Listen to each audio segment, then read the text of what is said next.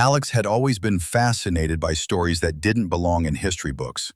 Stories whispered on the edges of maps where the world seemed to end.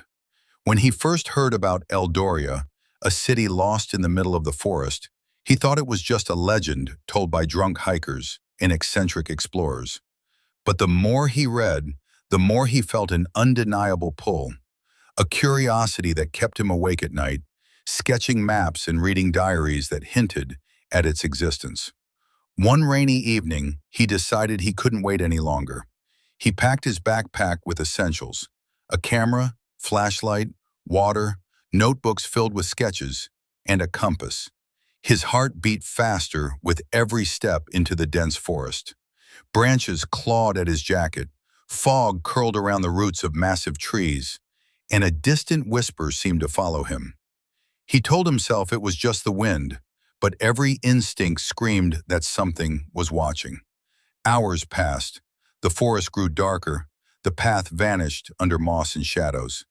Alex's flashlight flickered. Just as he considered turning back, a faint glow appeared through the mist. His breath caught. There it was, Eldoria. The city looked perfectly preserved, yet eerily silent. Cobblestone streets wound between houses that seemed lived in but abandoned. Lanterns flickered in dusty windows, doors slightly ajar as if inviting him in. Children were frozen mid-play, women mid-step, merchants mid-gesture. Every clock pointed to exactly 11:59. The city felt alive and dead at the same time. Alex stepped forward, and a cold breeze swept past him, carrying whispers he couldn't understand. Suddenly, a shadow appeared. He raised his camera, heart hammering. The shadow formed into a man in an old uniform, eyes glowing faintly, expression unreadable. Alex whispered, "Who are you?" But the figure only gestured towards the city square. In the square, hundreds of ghostly figures reenacted moments from their lives, frozen in time but somehow moving like a dream. People laughed, danced, argued, cooked, read, trapped forever in their last memory. Alex's chest tightened. He realized these were memories, echoes of life itself, preserved in a city that existed outside time. He tried to leave, but every street twisted back to the square. Panic rose. Sweat dripped down his temple. Then he remembered the bell tower. Climbing the spiral stairs, he reached the top and saw a massive clock with no hands. The figure appeared again, nodding silently. Alex reached out, touched the cold metal. The city shuddered. Buildings trembled.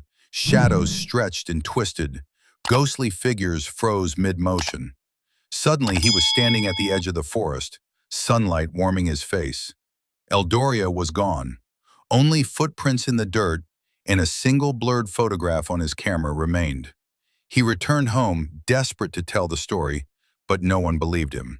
Friends laughed, news reporters dismissed it, even his own family thought he was imagining things.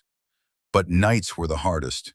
At midnight, he could hear faint bells calling his name, faint laughter drifting through the wind.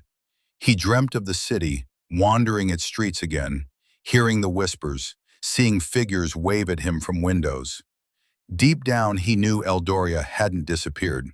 It was waiting for the next curious soul, and somehow he would find it again.